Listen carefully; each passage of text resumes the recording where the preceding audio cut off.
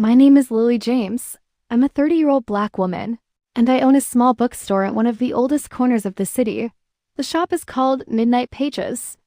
To most people, it's just a dusty little bookstore squeezed between modern buildings, but to me, it's my grandmother's legacy. Every shelf, every worn-out novel, every creaky wooden floorboard carries a memory she left behind.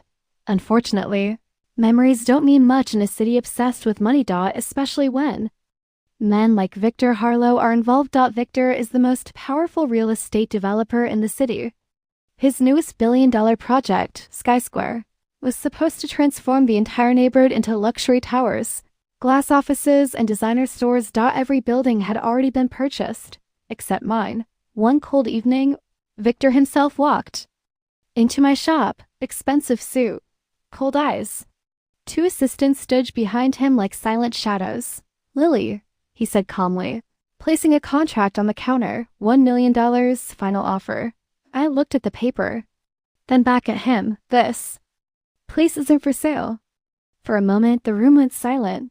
Then his patience snapped. Victor slammed his fist onto the counter. Shelves rattled. A stack of books crashed to the floor. He grabbed a display stand and shoved it aside, sending glass frames shattering across the ground. Books are scattered everywhere. But I didn't move. I just stood there, watching. My silence seemed to anger him even more. Before leaving, he leaned close and whispered, "You're standing in the way of progress. The shop won't survive much longer." Then he walked out.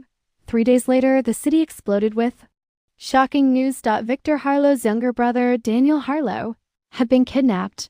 The moment I heard it on the radio, my stomach tightened because I had seen something.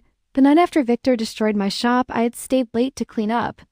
Around midnight, I noticed a black van parked in the alley behind my store. 2 men dragged someone into the vehicle. One of them turned slightly, and I recognized his face. He belonged to a violent gang that controlled parts of the city. If I spoke up, I could become the next target. For hours, I struggled with the decision, but the next morning, I walked into the police station and told them everything.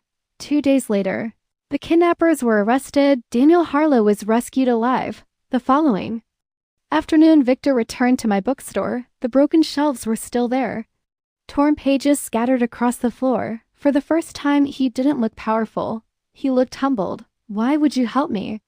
he asked quietly. I shrugged. "Because doing the right thing shouldn't depend on who deserves it."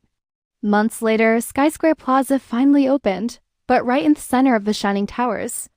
One small brick building remained untouched. My bookstore. And above the door hung a simple sign, Midnight Pages.